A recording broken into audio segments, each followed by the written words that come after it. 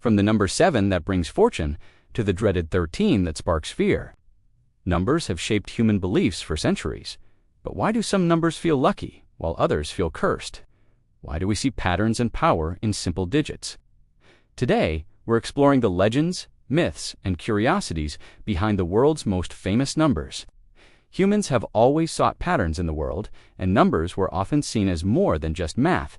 They carried power, luck, and even danger. Across cultures, certain numbers are avoided or revered, influencing everything from the height of our buildings to the dates we choose for major life events. This isn't just ancient history. These beliefs are alive and well today. You might have seen buildings that mysteriously skip the 13th floor, or noticed people paying extra for a license plate with a lucky number. This isn't a random quirk. The practice of assigning spiritual or mystical significance to numbers is called numerology, and it dates back to ancient civilizations. They believed numbers held the keys to understanding the universe and predicting the future. Whether it's a gut feeling or a deeply ingrained cultural tradition, the power of numbers is undeniable. So, let's dive into the stories behind the most feared and beloved digits, starting with one of the most infamous numbers in the Western world. In the West, no number carries as much baggage as 13.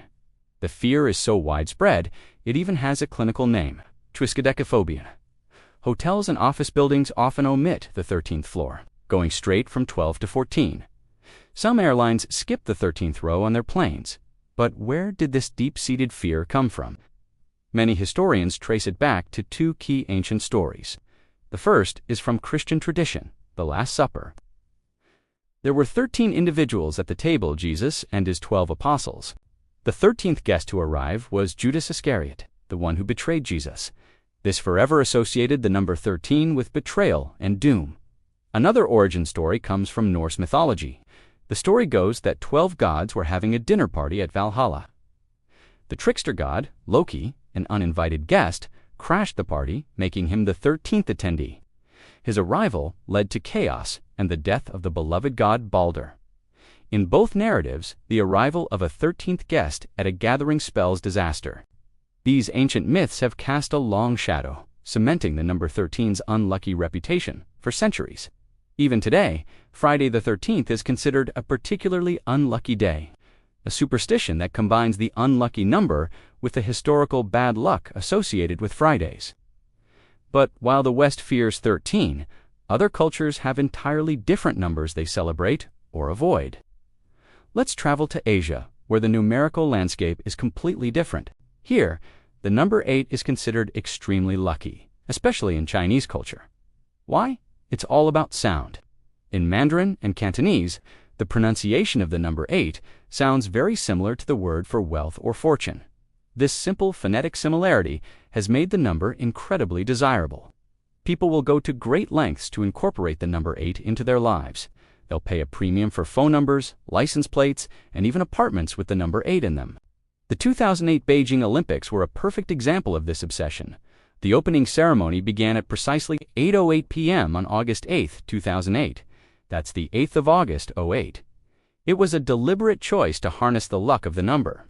Meanwhile, in Japan, the number 7 is the one associated with good fortune. This stems from Buddhist beliefs and the 7 lucky gods, or Shichifukujin, who are believed to grant good luck. But just as there are lucky numbers, there are also numbers to avoid. In many East Asian countries, including China, Japan, and Korea, the number 4 is considered highly unlucky. Again, the reason is phonetic. The pronunciation of 4 sounds almost identical to the word for death. This fear, known as tetraphobia, is so strong that many buildings in these countries will skip the 4th floor, and people will avoid having the number 4 in their phone numbers or addresses.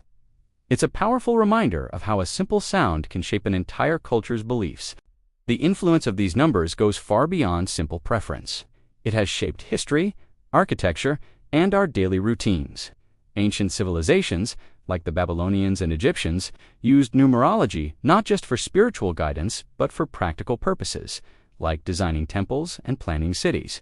They believed that aligning their structures with cosmically significant numbers would bring them protection and prosperity.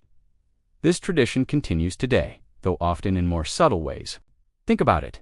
How many people do you know who would consciously avoid getting married on Friday the 13th? Or perhaps you've heard of someone choosing a specific date for a business launch because the numbers felt right. People check dates on calendars, avoiding unlucky numbers when booking flights, moving into a new home, or even scheduling a doctor's appointment. Even in our modern data-driven world, these ancient superstitions hold a surprising amount of power. We see it in the world of sports, where athletes cherish their jersey numbers. We see it in gambling, where lucky numbers are a cornerstone of games like roulette and lottery. It seems we're still looking for patterns, for a little bit of control in a world that can often feel random and chaotic. The numbers we choose, or avoid, are a way of telling a story about our hopes and our fears. So, what does modern science have to say about all this? Is there any truth to lucky or unlucky numbers, or is it all in our heads? Psychologists suggest that our fascination with these numbers is deeply rooted in our brain's natural tendency to seek patterns. This is a survival mechanism known as epiphania, the tendency to perceive meaningful connections between unrelated things. Our ancestors survived by recognizing patterns, the change of seasons, the tracks of an animal, the signs of a coming storm. This pattern-seeking behavior is hardwired into our brains. So, when a bad thing happens on the 13th of the month, our brain is quick to form a connection. If it happens again, the connection gets stronger. Over time, a superstition is born. Even when logic tells us that a number is just a number, the emotional part of our brain can override that logic. It's a cognitive bias. The fear of 13, or the hope for 8, is not about the number itself, but about the meaning we have collectively assigned to it. The stories, myths, and personal experiences build up over generations, creating a cultural belief that is difficult to shake, even for the most rational among us. It's a fascinating look at the interplay between our ancient instincts and our modern minds. Whether you actively avoid the number 13 or go out of your way to embrace the number 8 for good luck, these numerical beliefs reveal so much about us. They are a window into our shared fears, our collective hopes, and the unique traditions that define cultures all over the world. Numbers are more than just tools for counting. They are symbols packed with meaning, stories, and power. The stories behind them are a part of our human story, and they continue to shape our lives in ways both big and small, seen and unseen. Curious about more superstitions and the hidden stories that shape our world? Subscribe to ThinkSmart Media. Join us as we continue to explore the myths, legends, and everyday mysteries that make our world so fascinating. Thanks for watching, and we'll see you in the next video.